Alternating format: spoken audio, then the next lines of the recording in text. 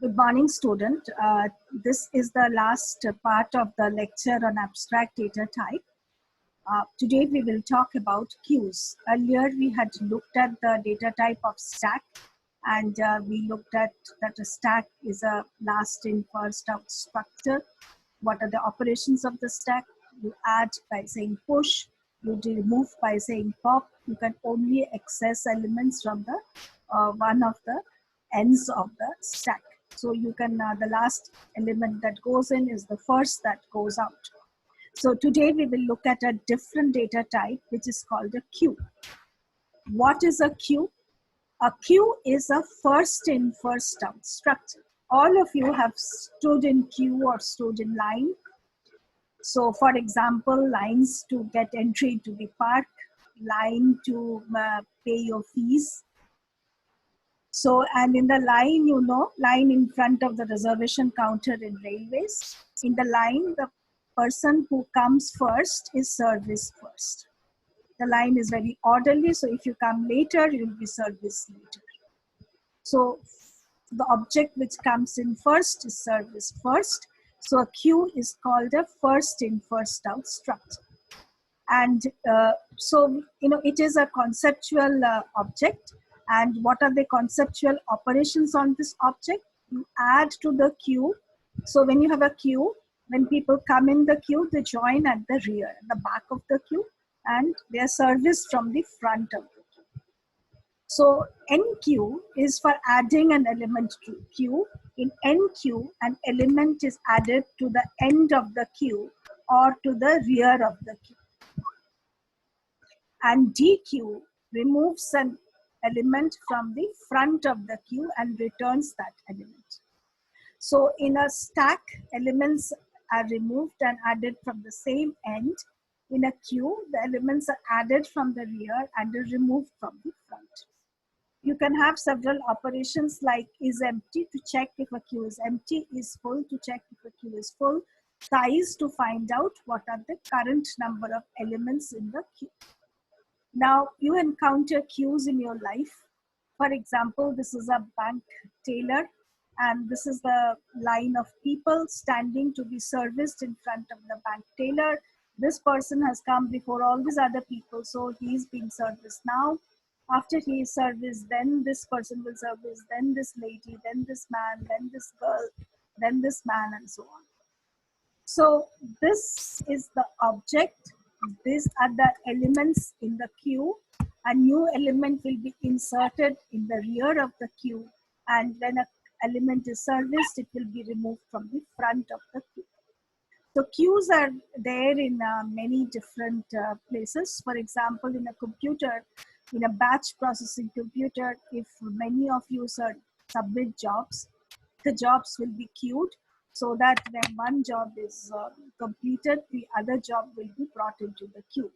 The computer processor, one processor can only execute one program at a time. So programs are broken into small pieces, and they are time shared in a round robin or some other scheduling policy. So first my program, then your program, then his program, then back to my program, and so on.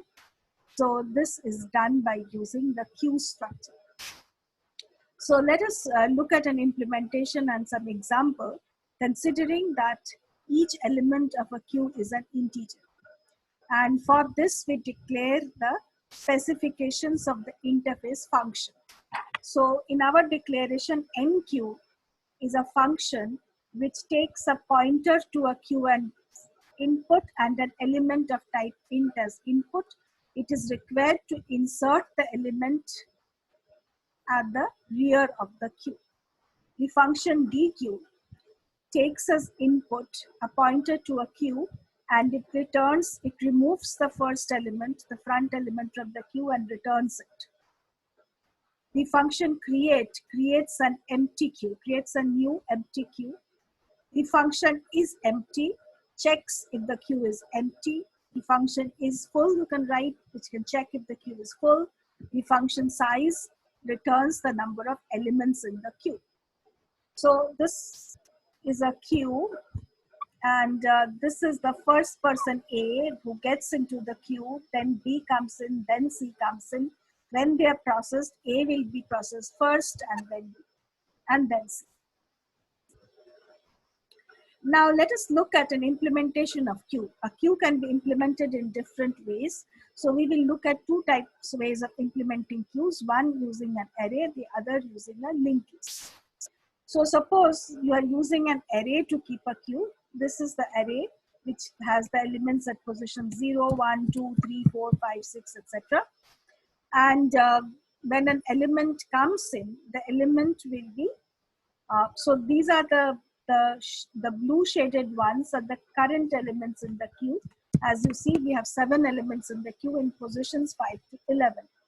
When a new element comes in, it will be added at the rear of the queue and the rear pointer. So we maintain a pointer to the rear of the queue and the rear pointer will be incremented. When an element is to be removed, it will be removed from the front of the queue. For example, this element is removed, then the front pointer will be updated. So elements are removed from the front and elements are added to the rear. So now you can see, suppose you have an array which can contain 17 elements. So now there are 7 elements. We have added 1 element, removed 1 element. Now if we add 3 elements, so these positions will get occupied. We can remove 4 elements, 4 more elements. These positions will get freed. We add 1 more element. Now, if you want to add 1 more element, we cannot add because there is no more space in the array. However, these positions are free, right?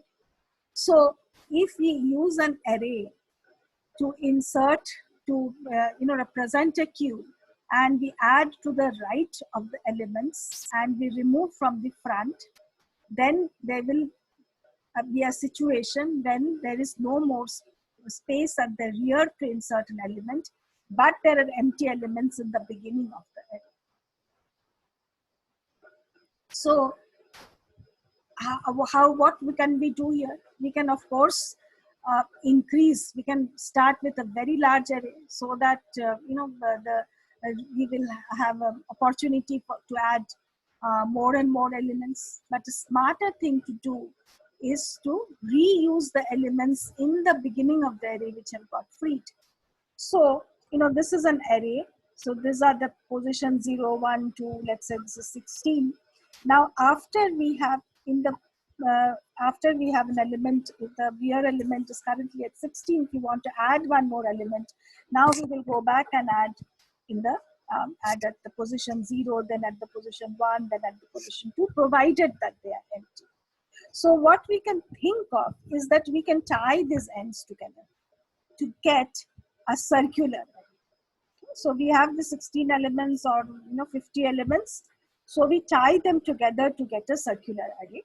And we keep 2 pointers, one pointing to the front of the array, one pointing to the rear of the array. We also keep a count of the number of elements in the array. So if we do this, if we consider a queue as a circular array, actual array may start from this maybe 0, 1, 2, 3, 4, etc. This may be n, right? So what we are going to do is that we are considering this as a circular array, and at a particular time, let us say 2, 3, 4, 5, 6, 7, 8, 9. Suppose the queue front is at 9 and the queue rear is at 15. If you want to add an element, you add to 16, 17, 18, 19 till you get to n. After that, you will add element to 0. But before adding, you must check that that position is empty.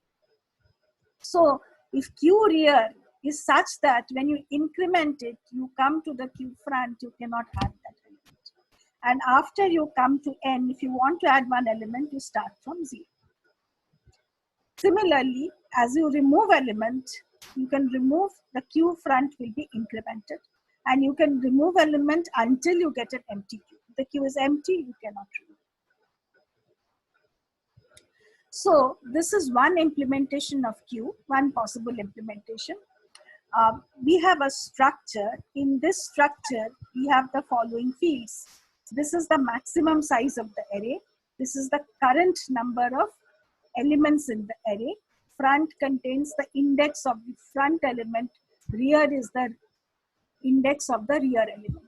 So this is the, this array has, 7 elements. This is the size of the array. That is, my max size is 7. Currently, there are 4 elements. 1, 2, 3, 4. So front is 1, rear is 5. Okay. There are other, values in the remaining portions of the array, but those elements are to be ignored. If you want to add one more element, we will change rear here, we'll add the element here. If you want to add again one more element, it will be added here. The next element will be added here. The next element cannot be added because then we will be overwriting what is there in the front of the array.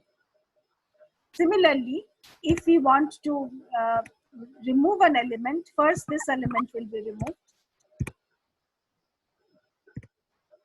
First, this element will be removed, front will point here. Then this element will be removed, front will point here.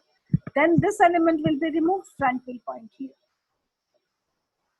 Then this element will be removed and the queue will be empty. So let us look at one representation of a queue using a circular array. So this is the maximum size of the array that we have defined using this macro. And we have this structure, type def struct queue, and in this there is an array which contains these elements, and we have these 2 pointers, front and rear. Now we have to, if we keep these pointers and work with the array, we have to know when the array is empty and when the array is full. So if front is equal to rear, the array may be either empty or by full.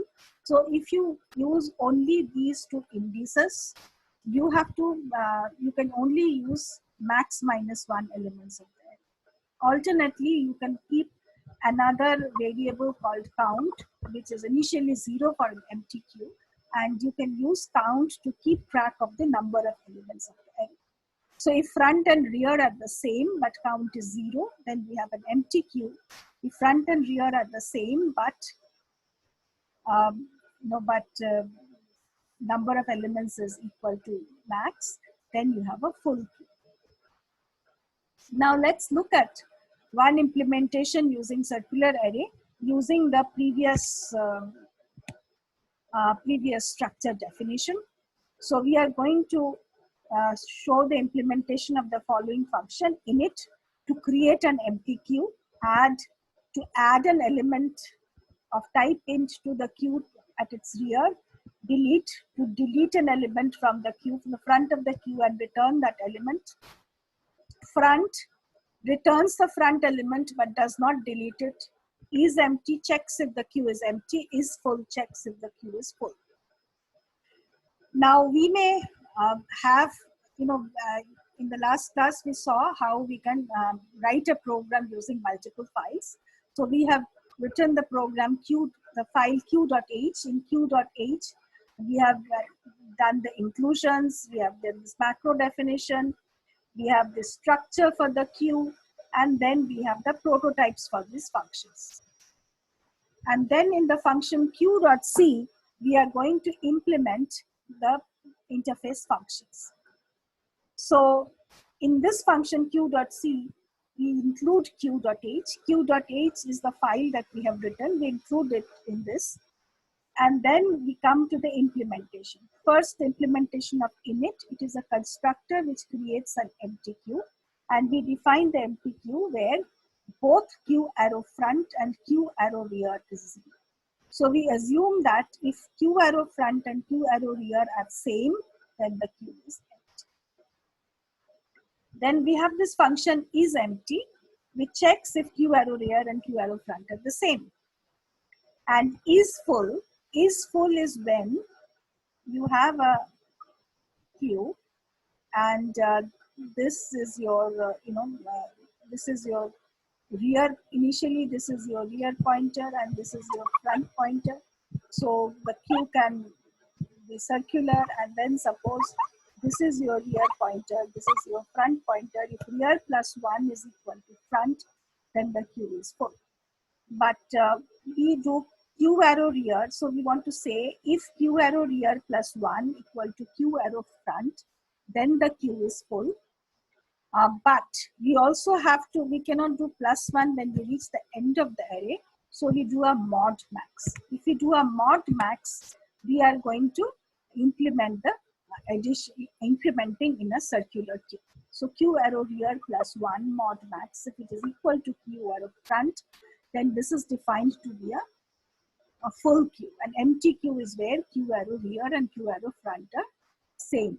And when we create an initial queue, we put q arrow front equal to 0, q arrow rear equal to 0. Now let's look at the implementation of function add. Element is to be added at the end of the rear of the queue. So before we add, you check if the queue is full. If the queue is full, no element can be added.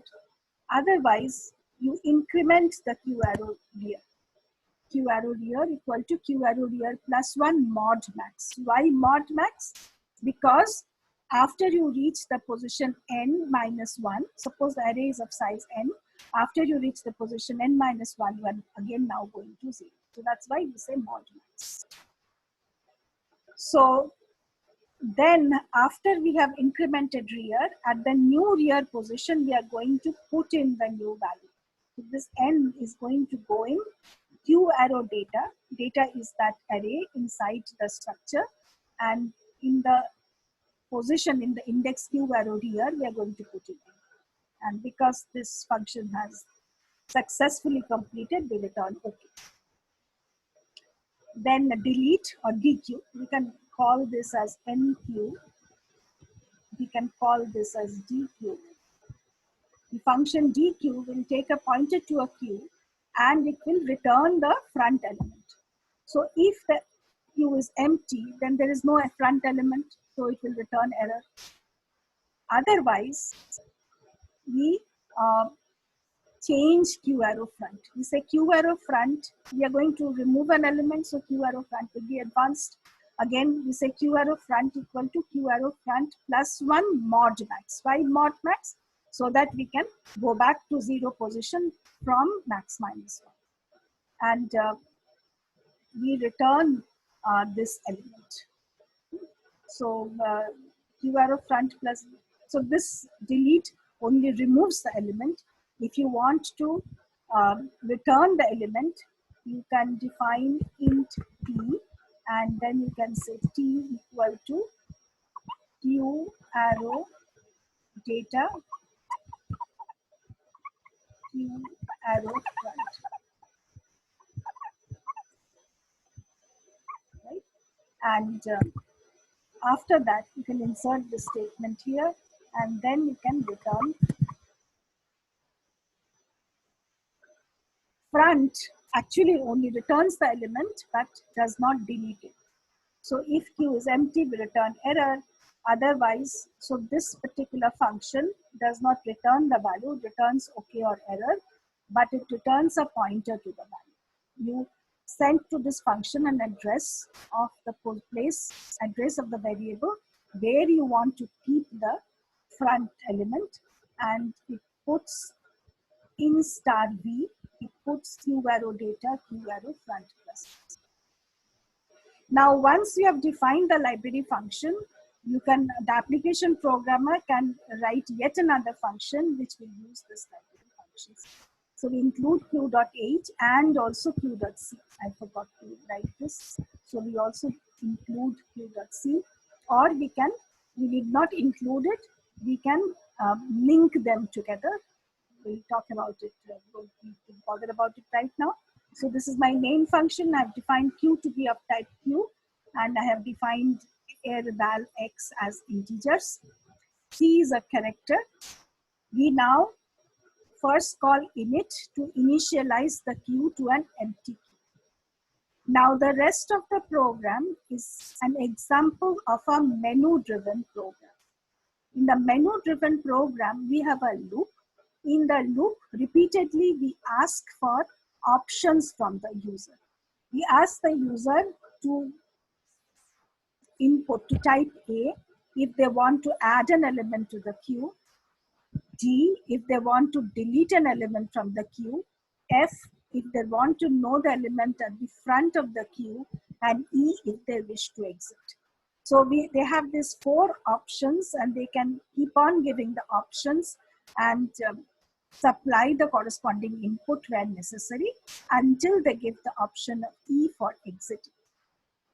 Now, this is my while loop to take these options from the user. So C equal to getChar takes an option from the user, and while C is not equal to small e or capital E, if small e or capital E, we will exit. So we have the switch statement which switches on the basis of C. So other than E, these are the options A, D, and F. So for each of the options, you have to tell what to do. If the user has given A, then the user wants to add an element to the queue. So we must read the element from the user. So we read it into the variable X and call add on address of queue and X to add the element to the queue. And this returns a value called err. If err is 1, then print the queue is full and we break. So this addition was not successful. So we come out of this switch statement. If the option is a D, then err equal to delete and queue, which returns the first element. If it is not successful, err is 1, then we print queue is empty and break. And if the user has given F, we call err equal to front and queue and val. So val is an integer that we have defined here. We are passing the address of the integer. And if err is 1, that means queue is empty and this front was not successful. Otherwise, we print the value of val and break. And if we have any other character like \n, space, or \t, we proceed with the loop. So this is a structure of a basic while loop which does this menu driven program. It accepts characters and if the character is A, D, F, or E, it does something. If the character is E, it exits. For A, D, and F, it does the operations which we have specified through this switch statement. If there is a blank or space, we just proceed. And if some other character is there, suppose G or B, we say token 1. And then we have return 0. So this function can be used to let the user add elements to the queue, remove elements, and check them. Now, this is a queue implementation using an array. One example. We can also implement a queue as a linked list, and we will quickly go through this. So the basic idea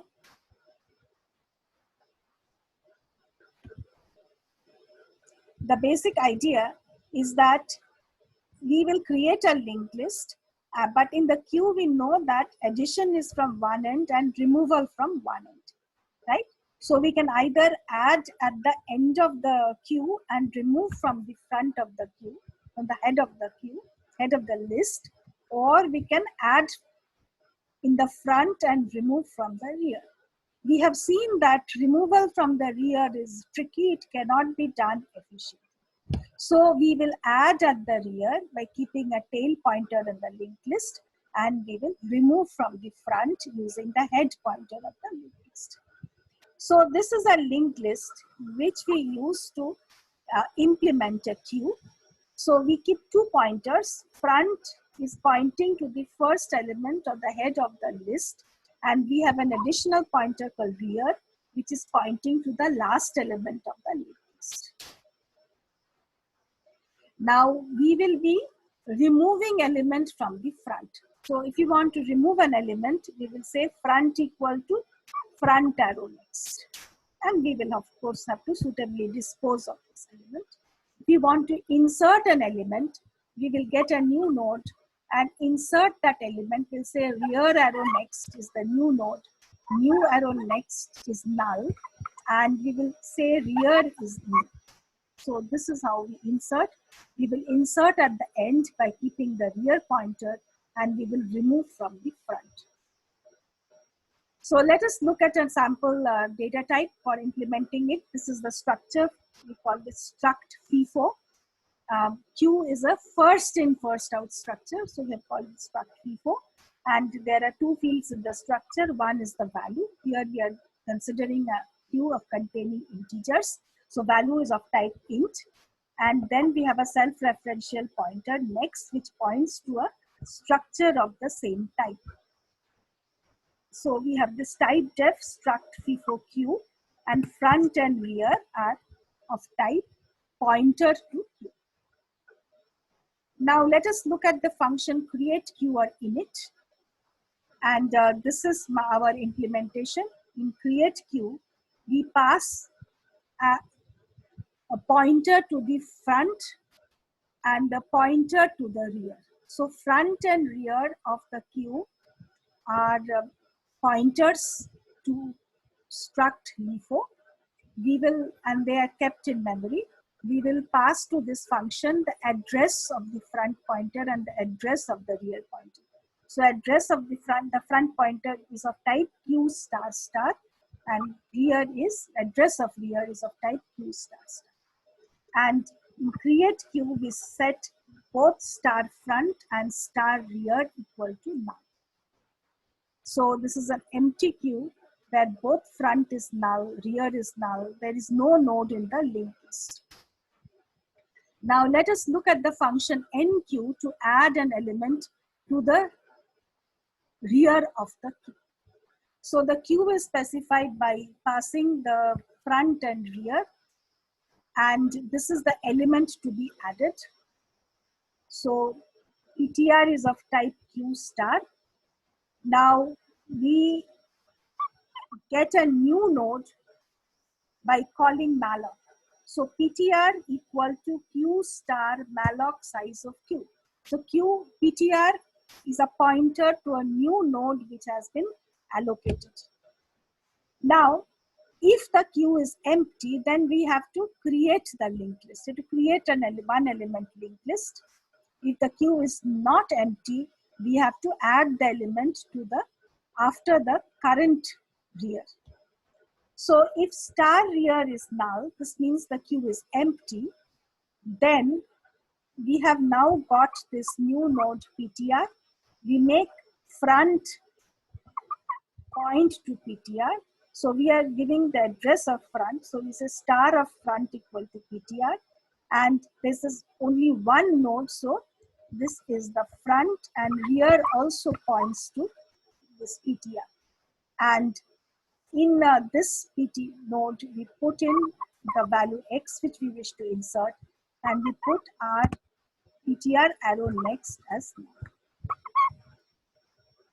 So we are creating a one element linked list. When we say create queue, we got an empty list whose front and rear are null.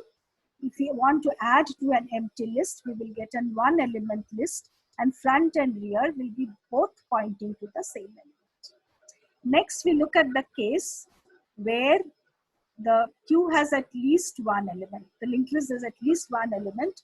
So rear is pointing to one node, the last node in the linked list. So what we want to do is that we have now got this new list. We want star rear arrow next to point to PTR. This is my PTR.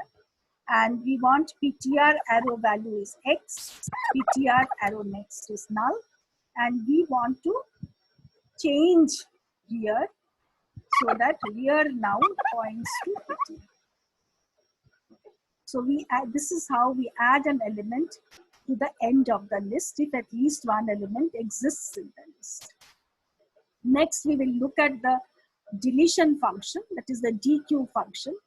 DQ will remove a front element from the front. Of course, if front is empty, we cannot remove. So we print Q is empty. Otherwise, if star front is equal to star rear, that is, if the linked list contains only a single element, and the front and rear are both pointing to that element, then we find the value of that element, we release that memory location, we now get an empty list. So we set front and rear as null and we return the value. If there's a single element list, we release that, we remember the value so that it can be returned. So we're storing it in K. We will free that node and we will set, actually we should be star front and star rear we will set to now and we will return. Otherwise, if there is more than one element in the list, then front and rear will be pointing to different nodes. So this is my rear and this is my front. So K equal to, so this front is actually address of the actual front. So K equal to star front arrow value. So K is the value at this node. And we remember this old front by using a pointer old.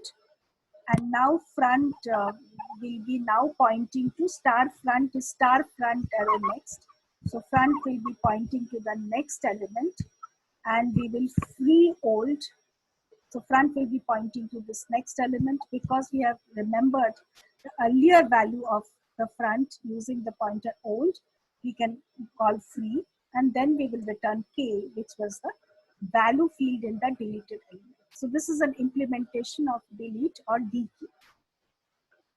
Then we have this function is empty, which will check if the queue is empty. If the queue is empty, front is null. So if front is equal to null, we return 1, otherwise we return 0. And this is an example main function to call the queue. So this is my data type definition. Then we have defined two queues. AF is one queue, AR is another, pointers to a queue. We create queue. AF is the front pointer of the queue. AR is the rear pointer of the queue. We create queue by passing the address of the front pointer and the address of the rear pointer. We call enqueue with the address of the front, address of the rear, and the value 10 which is to be inserted. We call enqueue again with address of front, address of rear, and the value 20 which is to be inserted. Then we call enqueue again with 30. So these three elements have been now inserted, 10. So the queue, how does it look like? So initially the queue was 10. Now we will, initially it was empty, then we added 10, then we added 20, then we added 30. So which is the rear of the queue? So this is the rear pointer and this is the front pointer. Okay. Now, if we dequeue, if we remove an element, then which one will be removed? 10 will be removed. If we remove another element, then 20 will be removed. And so on. So with this, we stop. So to revise, a queue is a structure containing a list of elements where you add at the rear of the queue and you remove from the front of the queue. You can implement a queue using an array or a linked list, and we have seen some examples of implementations. So I will stop here now. If you have any questions, let me know. Thank you.